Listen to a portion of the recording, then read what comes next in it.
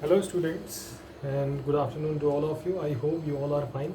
I'm Mohammad Suleiman, your biology teacher.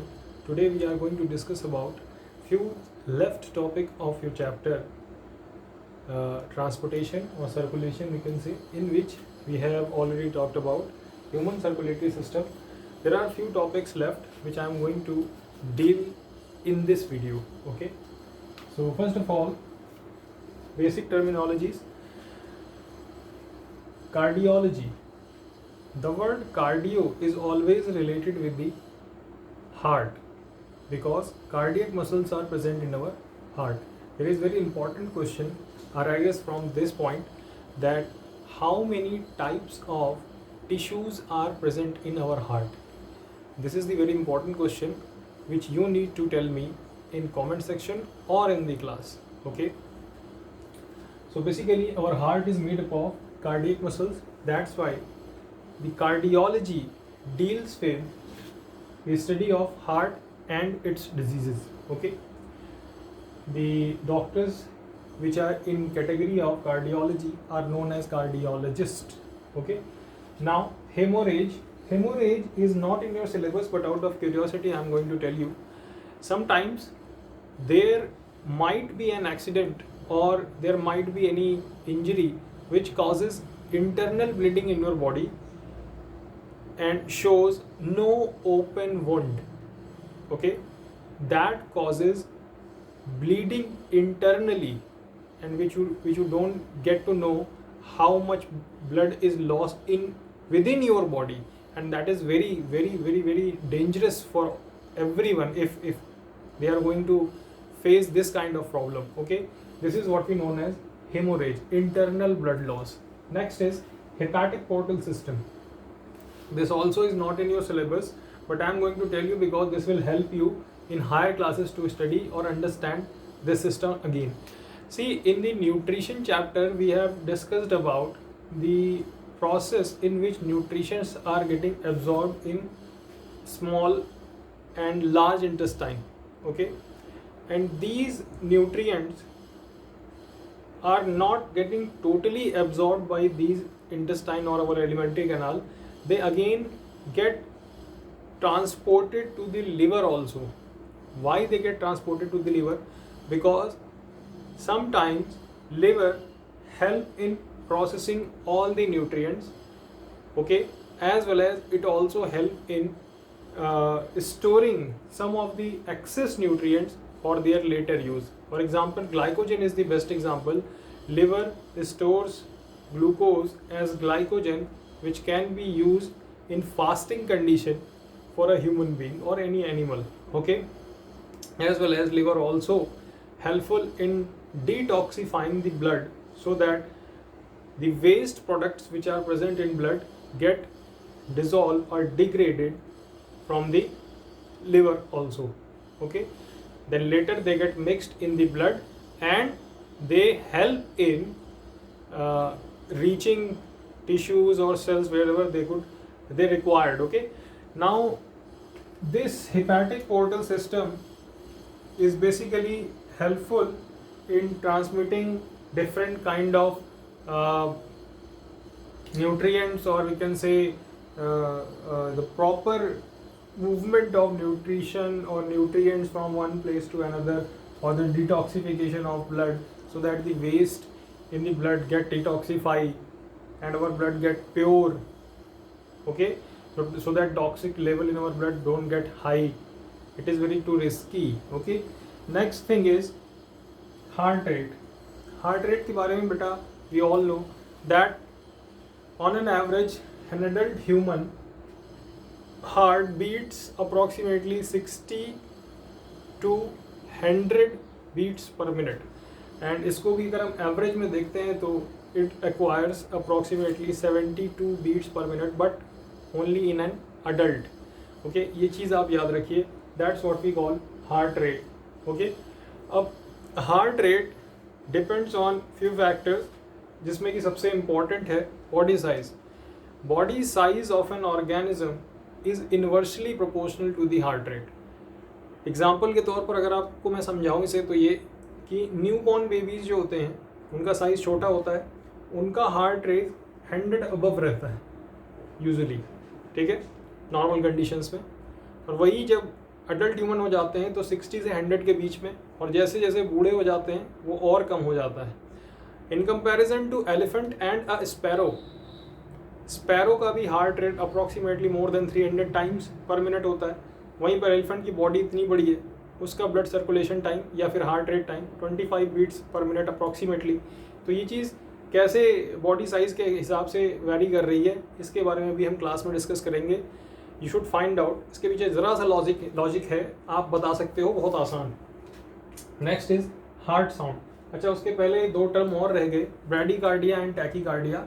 देखिए, whenever heartbeat get increased, okay, normal से high हो जाए, approximate more than 100 चली गई, तो उसको हम कहते हैं, इस कंडीशन को कहते हैं tachycardia.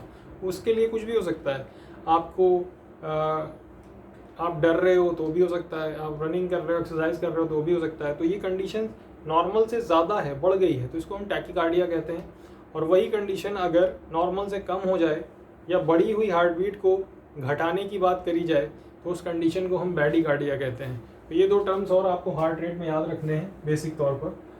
Next is heart sound. इसके बारे में हमने बेटा प्रीवियस वीडियो में भी बात करी थी, दैट हमारे जो हार्ट के अंदर वॉल्व्स प्रेजेंट हैं, 2 टाइप के वॉल्व्स हैं, एक आर्ट्रियोवेंट्रिकुलर जिसमें 2 फर्दर कैटेगरीज हैं, एक ट्राइकस्पिड है, दूसरा बाइकस्पिड है। जैसे कि मैंने कल भी आपको डिस्कस किया था, बाइकस्पिड बाईं तरफ होता है, ट्राइकस्पिड दाईं तरफ होता है, ऐसे आप याद रख सकते हो, बाई से बाइकस्पिड एंड बाईं तरफ, तो दूसरा वाला अपने आप याद रहेगा। तो ये आर्ट्रियोवेंट्रिकुलर वॉल्व, इनके जैसे ही आर्ट्रिया में हमारा प्रेशर डेवलप होता है और सिस्टोल होता है, कॉन्ट्रैक्शन होता है, तो ब्लड नीचे आता है। तो नीचे आने पर यहाँ पर फुल हो जाएगा ब्लड, और फुल जैसे ही होगा तो ये वाले जो वॉल्व्स होते हैं ये क्लोज हो जाते हैं। तो जैसे ही क्लोज होते हैं तो ये एक साउंड प्रोड्यूस करते हैं, इसको कहते हैं लब साउंड, LUBB, ओके। फिर अगेन यहाँ से जब ब्लड फिर डायस्टोल हुआ, फिर सिस्टोल हुआ, तो सिस्टोल होते ही जब वेंट्रिकल हमारा कॉन्ट्रैक्ट होता है, तो कॉन्ट्रैक्ट होते ही ब्लड यहाँ से अब सेमी लूनर वॉल्व्स के थ्रू लंग्स में जाएंगे। तो लंग्स में जाते ही ये ऊपर की तरफ जैसे ही जाते हैं तो अगेन जाने के बाद ब्लड के ये वॉल्व्स क्लोज हो जाते हैं। तो क्लोज होने पर फिर साउंड प्रोड्यूस होता है, उसको हम कहते हैं dub.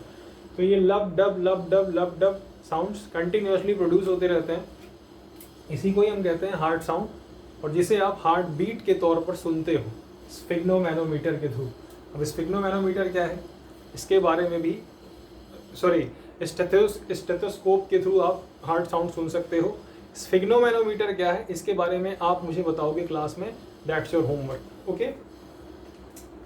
Next thing is cardiac cycle. As we have discussed earlier also about the cardiac cycle, that it is the sequential event in the heart which is cyclically repeated, ठीक है।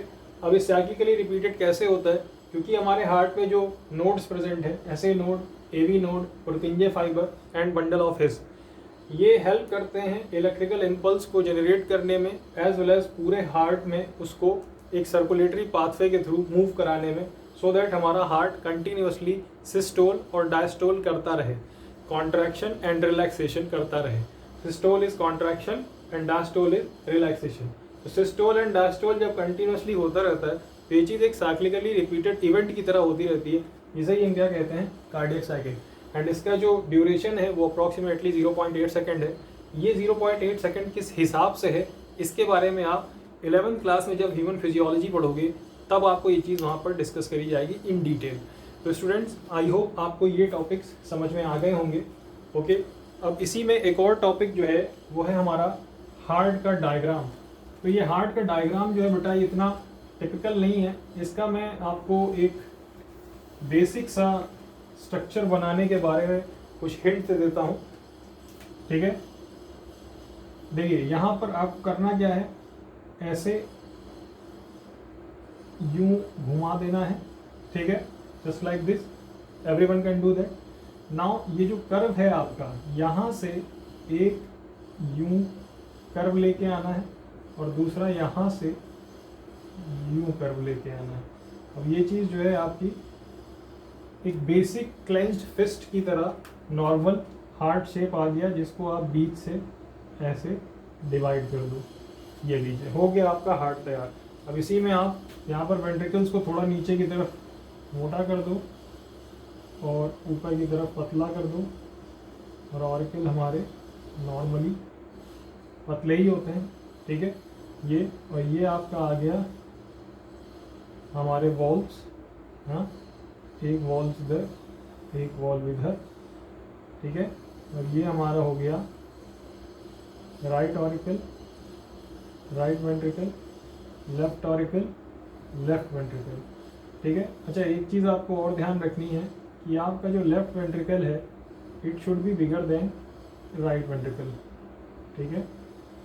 तो ये चीज़ याद रखिएगा। और ये जो मैं बीच में ऐसे डिवाइड कर रहा हूँ इसको हम सेप्टम कहते हैं, जो हमारे हार्ट को दो पार्ट में डिवाइड कर रहा है, ऊपर के दो हिस्से और नीचे के दो हिस्से। तो टोटल हमारे 4 कंपार्टमेंट हो गए। बाकी हमारे जो ऊपर की तरफ जो पल्मोनरी वेन्स, पल्मोनरी आर्टरी है ना, ये सारी चीज़ें, एओर्टा, इनको भी आप ऐसे ड्रॉ कर सकते हो, ठीक है। बहुत इजी है बेटा, इसमें कोई घबराने वाली बात नहीं है, ऐसे ड्रॉ कर सकते हो और आपका हार्ट तैयार हो गया। बेसिक से हमारे ऐसे नोड, एवी नोड, है ना, पर्किंजे फाइबर, और साथ के साथ हमारे बंडल ऑफ हेयर्स, ये सारी चीज़ें इसमें कहीं ना कहीं ऐसे ही प्रेजेंट रहती हैं, जिसकी वजह से हमारी हार्ट बीट